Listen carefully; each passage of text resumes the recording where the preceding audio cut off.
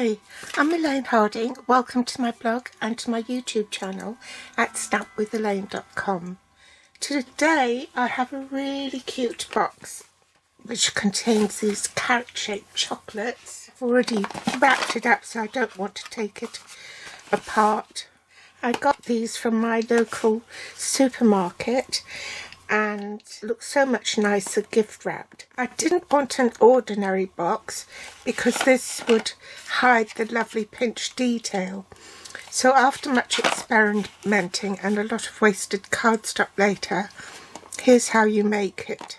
I've used the Easter Bunny photopolymer stamp set and the Glorious Gingham DSP. These are 6x6, they have 5 colours. And it comes with 8 sheets of each colour. 40 sheets in the pack, I think. I'm going to be using the Lemon Lime Twist colour. The inks I'm using are Tuxedo Black Memento ink, and I'm colouring the bunny in Smoky Slate and Petal Pink, Pumpkin Pie for the carrots, Lemon Lime Twist. In my original box I used the Pecan Pie 3/8 inch centre stripe ribbon, but I just found this and that matches this better, so I think I'll swap and use this ribbon instead. I think this comes from the Zoo Crew Suite, and you can find it in the annual catalogue on page 46 to 47. 23 to 24 annual catalogue. The box base is 7 5/8 by 9 3/8 in metric. That will be 19.4 by 23.8. I've used a direct conversion for this because it has to be accurate in order to fit around this box here. On the short side you score at 1 3/8.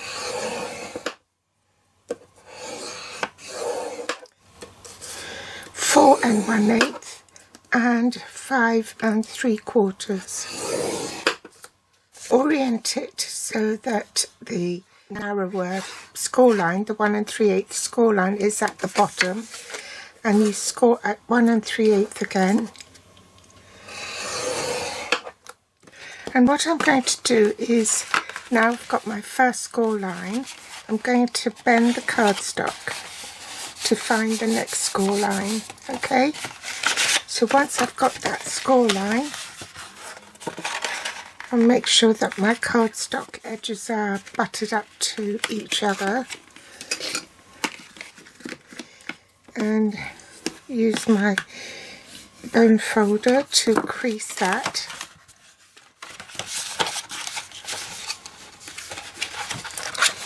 And then find the next score line, which is here. And the reason I'm doing that is because you're wrapping it over another box, so it has to be a tad larger, and it's very hard to find that on the scoreboard because the measurements go into like some silly number, a 1/16 of an inch. So this is just an easy way of doing it.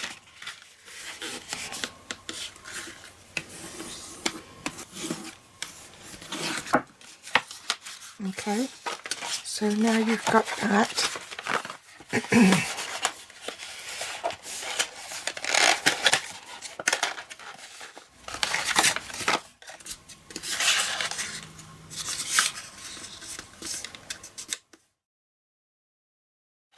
So you want the narrow bit on your right, and you're going to cut away this little rectangle here.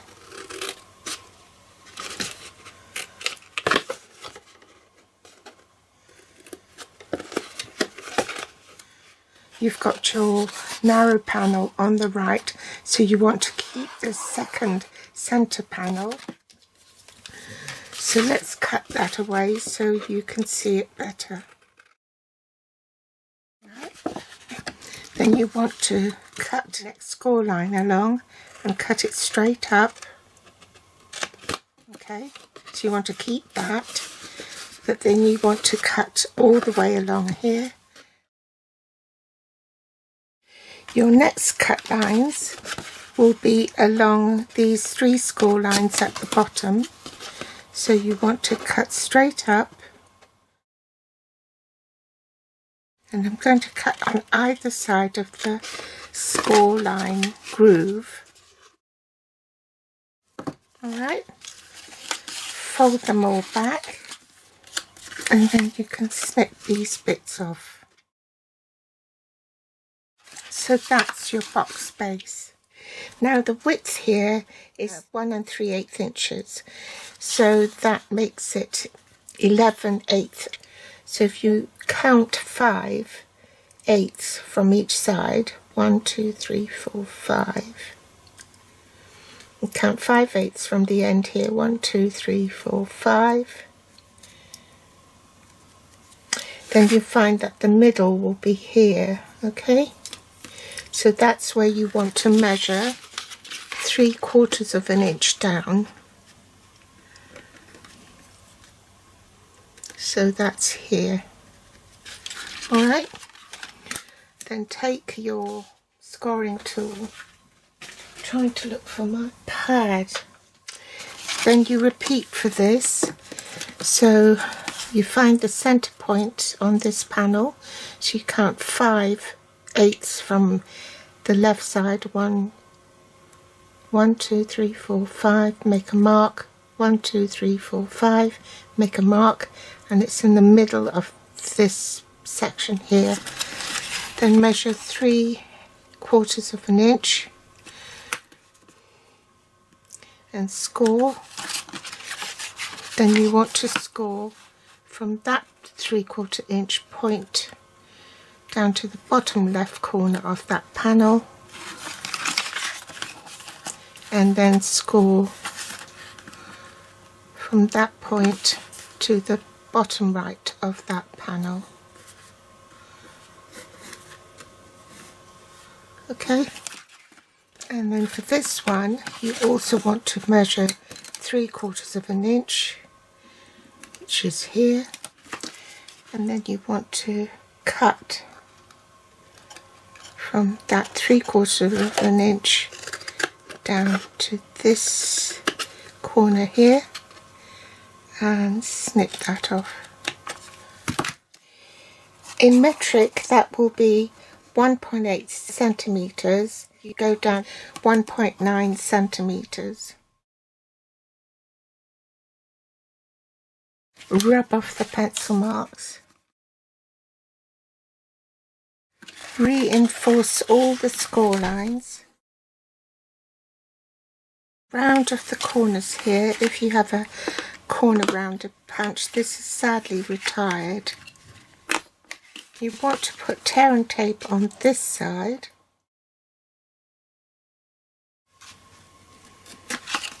So this is the front of your box. It's going to pinch like that.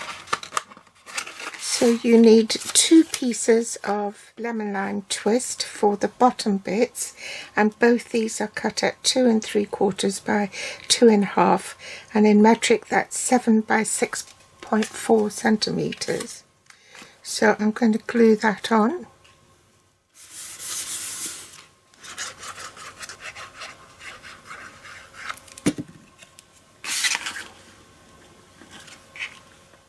Now the front is slightly larger because it's in basic white, but I'm going to need to stamp my scene on that, so I'm not going to glue it yet. And this measures 2 5/8 by 2 3/8. That's 6.6 centimeters by centimeters. So I'll set that aside. But I will glue the gingham on first, and the gingham for the back bottom is 2 1/2 by 2 1/4, so that's 6.4 by 5.7.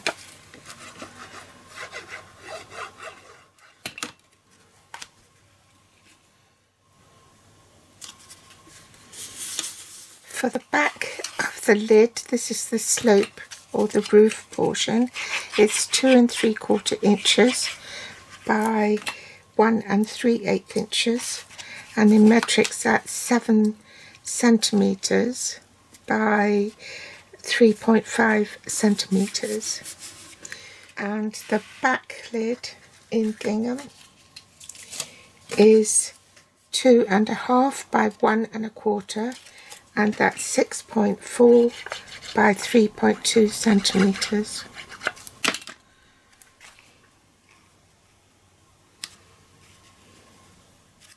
The front of the lid is 2.75 by 2.5, and I've rounded the corners so that it will mirror the corner here. And the DSP for that is 2.5 by 1.3, and I've rounded the corners of this as well.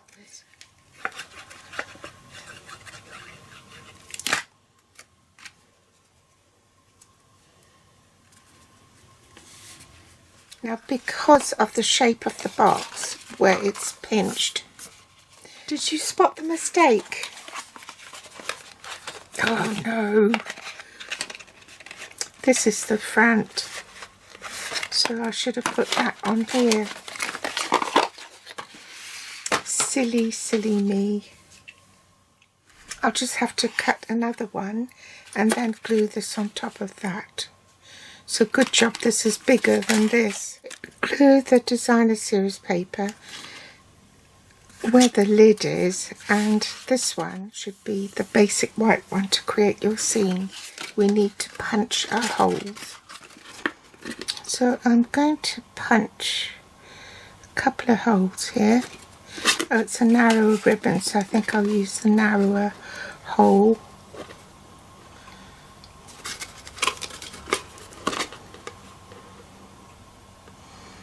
Do it by eye.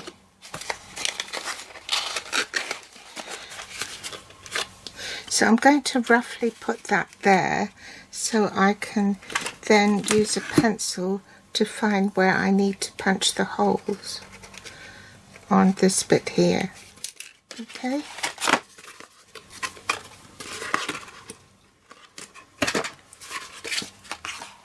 So do that step first, punch the holes, thread your ribbon through, because once you put your box in and seal it up, you won't be able to do it. Bring in my ribbon. Use the stylus to help you stick the ribbon through.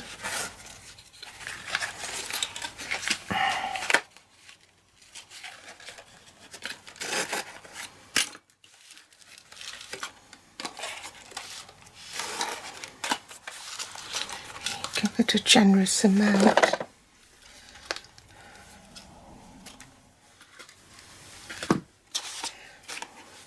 So as long as that's through, that's fine. Now you want to pinch the sides in here like this, okay? So that it will go inside the box. See, like that.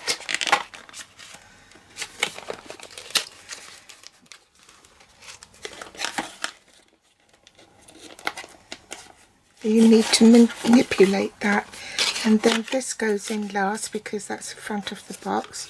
Put those in first, that, and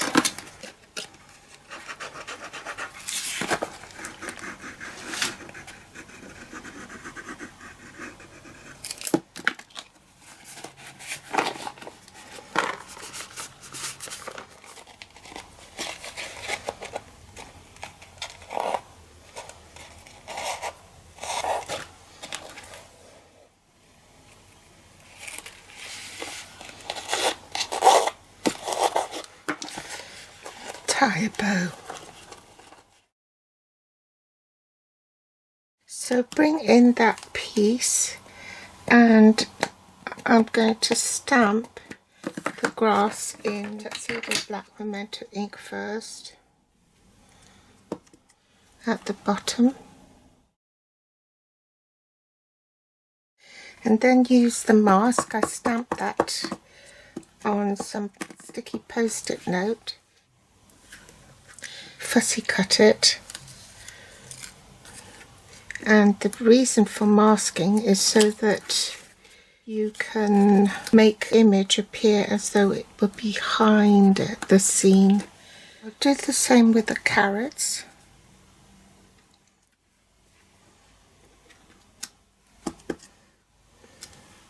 And lastly, stamp the sentiment. So now if you take the masks off, you can see how the carrots appear behind the grass. And then you can, if it's still retained, it's sticky, you can stick it back in your stamp box for using next time. Now I'm going to do a bit of colouring. So the grass in Lemon Lime Twist, the carrots in Pumpkin Pie, and the bunny in Smoky Slate and Petal Pink. So I'll speed this up.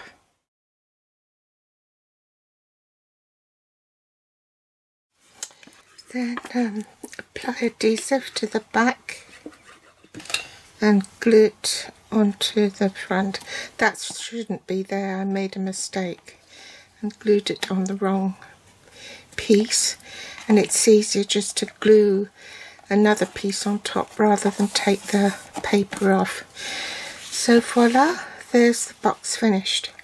So you see the pinched bit there. I hope you've enjoyed today's project. Thanks for joining me, and I'll be back later this week. Thanks for watching. Bye.